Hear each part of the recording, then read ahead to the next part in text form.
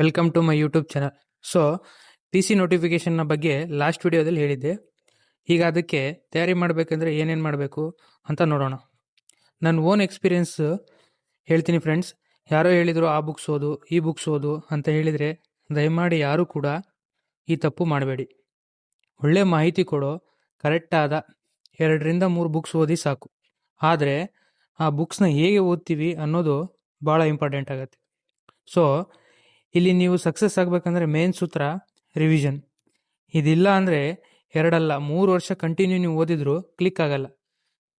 So ಹಾಗಾಗಿ ನೀವು ಓದೋ ಬುಕ್ಸ್ನ ಕಂಟಿನ್ಯೂ ರಿವಿಷನ್ ಮಾಡಿ, ಟಾಪಿಕ್ಸ್ನ ಕಂಟಿನ್ಯೂ ರಿವಿಷನ್ ಮಾಡಿ. ವಿತೌಟ್ ರಿವಿಷನ್ ನೀವು ಯಾವುದೇ ಕಾರಣಕ್ಕೂ ಇಲ್ಲಿ ಸಕ್ಸಸ್ ಆಗಲ್ಲ. ಸೊ ನನ್ನ ಮುಖ್ಯ ಉದ್ದೇಶ, ನಾನು ಕೊಡೋ ಮಾಹಿತಿಯಿಂದ ಒಬ್ಬ ಪೊಲೀಸ್ ಆದರೂ ನನಗೆ ತುಂಬ ಖುಷಿ ಆಗುತ್ತೆ. ಪೊಲೀಸ್ ಆಗಬೇಕು ಅಂತ ಆಕಾಂಕ್ಷಿ ಇರೋರಿಗೆ ನನ್ನಿಂದ ಎಷ್ಟು ಸಾಧ್ಯ ಅಷ್ಟು ಹೆಲ್ಪ್ ಮಾಡ್ತೀನಿ. ಸೊ ಇದೇ ಲಾಸ್ಟ್ ವಿಡಿಯೋ. ನೆಕ್ಸ್ಟ್ ವಿಡಿಯೋ ಕೇವಲ ಮಾಹಿತಿ ಮಾತ್ರ ಇರುತ್ತೆ, ಯಾವುದೇ ಎಕ್ಸ್ಪ್ಲನೇಷನ್ ಇರೋದಿಲ್ಲ.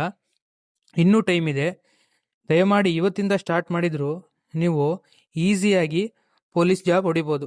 ಈ ವಿಡಿಯೋ ಕಾಮೆಂಟ್ ಬಾಕ್ಸ್ನಲ್ಲಿ 10 ಕಾಮೆಂಟ್ಸ್ ಬಂದರೆ ಮಾತ್ರ ಟಾರ್ಗೆಟ್ ಟು PC ಎಂದು ಸ್ಟಾರ್ಟ್ ಮಾಡೋಣ.